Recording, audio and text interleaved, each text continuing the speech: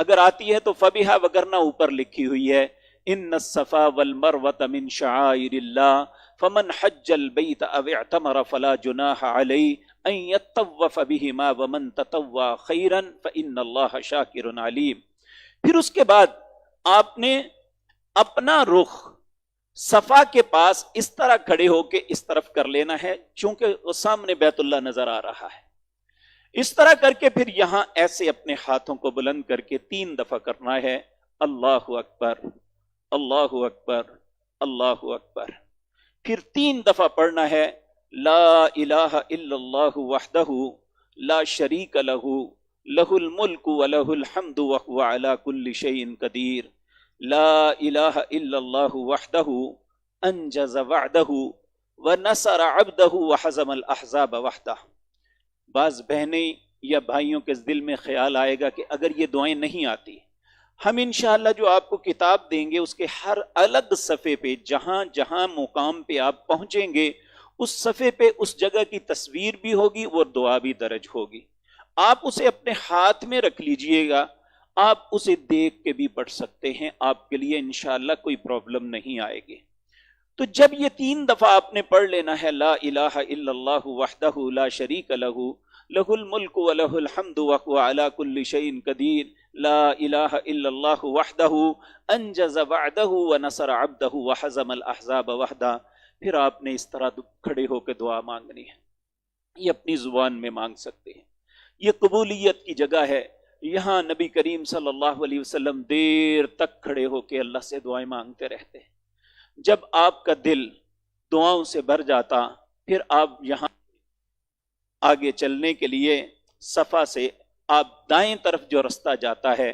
وہاں سے آپ چلتے ہوئے کہتے ابدأ بما بدا اللہ بھی، میں وہیں سے شروع کر رہا ہوں جہاں سے اللہ نے شروع کروایا تھا۔ اپنے اس طرف چلتے ہوئے آپ نے چلنا ہے اور درمیان میں پڑھنا ہے رب اغفر ورحم انت العز الاکرم، اے اللہ مجھے معاف کر دے، مجھ پہ رحم کر دے، کیونکہ تو سب سے زیادہ عزت والا اور اکرام والا ہے۔ پھر یہاں پہ درمیان میں ایک جگہ آئے گی، یہ اوپر آپ کو چھت نظر آئے، یہاں سبز لائٹیں لگی ہوئی ہیں،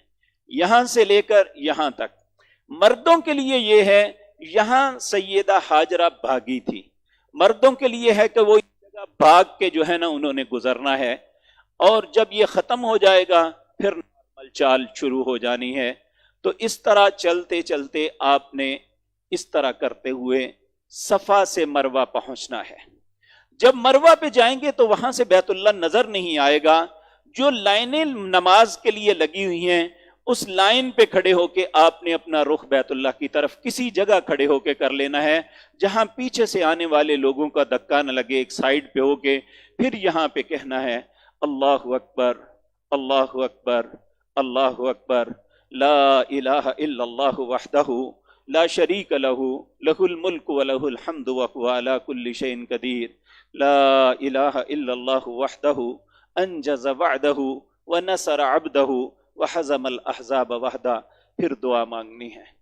پھر مروہ سے واپس پھر پلٹنا ہے صفا کی طرف، اور یہاں سے بھی جو درمیان میں یہ مروہ ہے اور مروہ سے پھر واپس پلٹنا ہے، تو درمیان میں جہاں سبز لائٹیں آئیں گی آپ نے وہاں سے بھاگنا ہے، مردوں نے خواتین نے نہیں۔ یہ جب صفا سے مروہ پہ پہنچیں گے تو یہ آپ کا ایک چکر ہو جائے گا، مروہ سے پھر واپس صفا پہ آئیں گے تو وہی عمل کرنا ہے، صرف وہ آیت نہیں پڑھنی جو آغاز میں پڑھی تھی، باقی اللہ اکبر اللہ اکبر اللہ اکبر لا الہ الا اللہ وحدہ لا شریک لہ لہ الملک،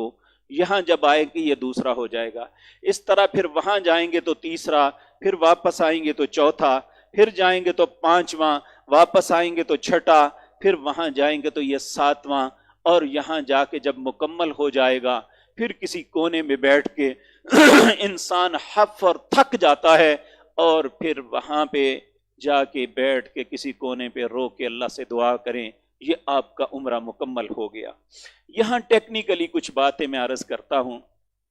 عمومی طور پہ ہم لوگوں کو ننگے پاؤں چلنے کی عادت نہیں ہوتی،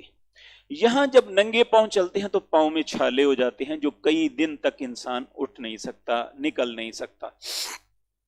پہلی بات تو یہ طواف کے لیے وضو شرط ہے، صفا مروہ کی سعی کے لیے وضو شرط نہیں ہے۔ اس لیے آپ سینڈل، جوتی یا جو بھی آپ فلیٹس پہنے ہوئے ہوں گے خواتین نے، آپ صفا مروہ میں ان کو صاف کر کے تو پہن لیجئے گا۔ اسی طرح مردوں نے اگر چپل ہے، اگر کوئی سینڈل پہنی ہوئی ہے تو صفا مروہ پہ وہ ننگے پاؤں نہ جائے، کیونکہ چونکہ عادت نہیں ہوتی تو عمومی طور پہ پاؤں جو ہیں یا چھالے ہو جاتے ہیں یا چھل جاتے ہیں پاؤں۔ اس لیے یہ اپنے آرام کے لیے ضروری ہے کہ ہم ان جوتیوں کو وہاں صفا مروہ پہ پہن لیں، لیکن صاف کر کے، صاف اچھی طرح کر کے۔ آپ بے شک کوئی اپنا ٹیشو رکھ لیں، اسے گیلا کر کے اسے سے صاف کر لیں، صاف کرنے کے بعد اسے وہاں باسکٹ میں ڈال دیں اور اپنا جوتا پہن کے صفا مروہ کی سعی کر لیں، تو آپ کے لیے انشاءاللہ العزیز یہ پرابلم بھی نہیں آئے گی۔ یہ حج پرفارم کرنے کا پہلا جو ہے مرحلہ تھا جو مکمل کر لیا۔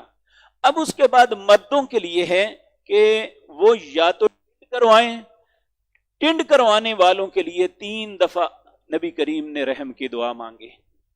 کہ جو ٹنڈ کرواتے ہیں اللہ ان پہ رحم کرے، اللہ ان پہ رحم کرے، اللہ ان پہ۔ اور پھر کہا جو قصر کرواتے ہیں یعنی بال کٹواتے ہیں، آپ نے ان کے لیے 1 دفعہ رحم کی دعا مانگی۔ تو قصر بھی کروا سکتے ہیں، اگر بال صرف کٹوانے ہیں تو پورے سر کے بال کٹوانے ہیں۔ اور خواتین کے لیے یہ ہے کہ انہوں نے اپنے بالوں کے آخر میں چٹیا پہ 1 پپوٹے کے برابر اپنے بالوں کو کاٹنا ہے۔ خواتین ایک دوسرے کے بھی کاٹ سکتی ہیں،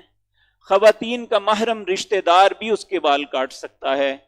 کوئی ضروری نہیں وہ حلال ہوگا تو تب کاٹے۔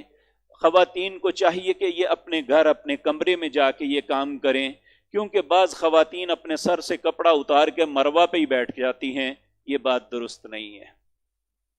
یہ حج کا پہلا مرحلہ جو ہے حج تمتع کا، یہ عمرہ تھا، یہ الحمدللہ مکمل ہو گیا۔ اس کے بعد دوسرا مرحلہ ہے حج کا۔